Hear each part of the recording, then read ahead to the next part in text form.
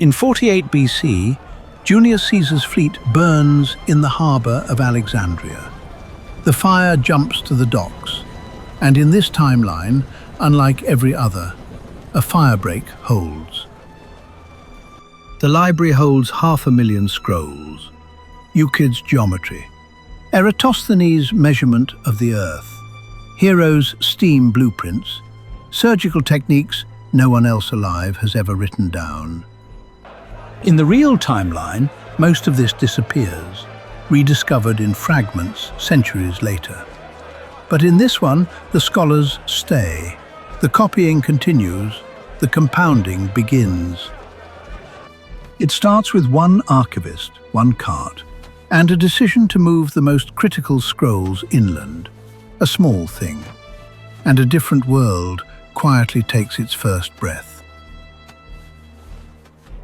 The scrolls that survive don't sit still.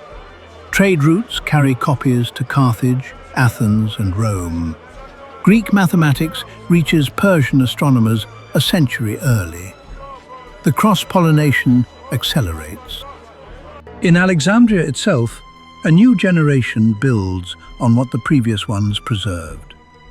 Eratosthenes' maps spawn navigation tools. Hero's steam devices spawn questions. And questions here always spawn experiments.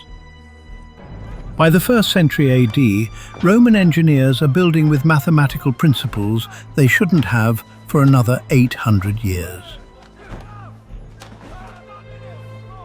The knowledge doesn't travel west alone. Silk Road merchants carry Alexandrian geometry east, where mathematicians fold it into their own traditions.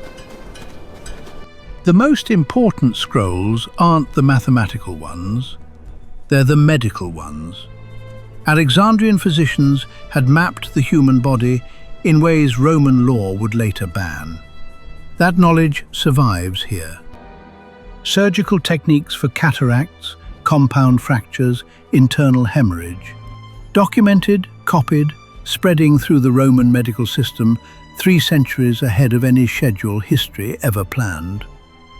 By 200 AD, surgeons in Alexandria perform procedures that real-world Europe wouldn't attempt until the 1800s. The infant mortality rate drops. Life expectancy climbs. An empire that was always running out of soldiers suddenly finds itself with more of them. By 500 AD, this world doesn't look like the real Dark Ages. It looks like a slow-motion renaissance.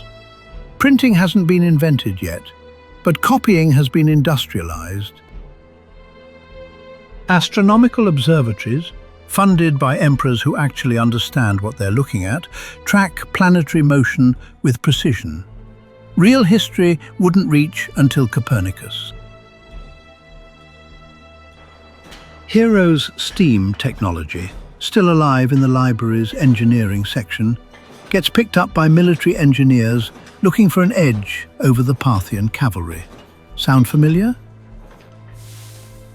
By 600 AD, this world has universities, hospitals, public sanitation, and early mechanical engineering.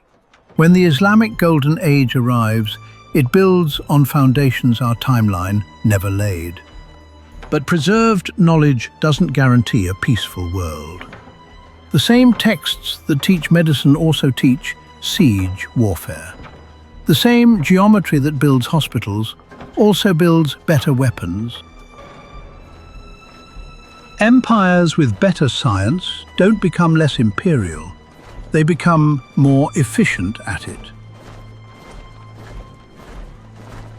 The question isn't whether this world is better. It's whether it's recognizable, advance faster, arm smarter, and just as human. What if 500,000 scrolls had never burned? We'd live in a world we'd barely recognize, one that may have made the same mistakes, just centuries sooner.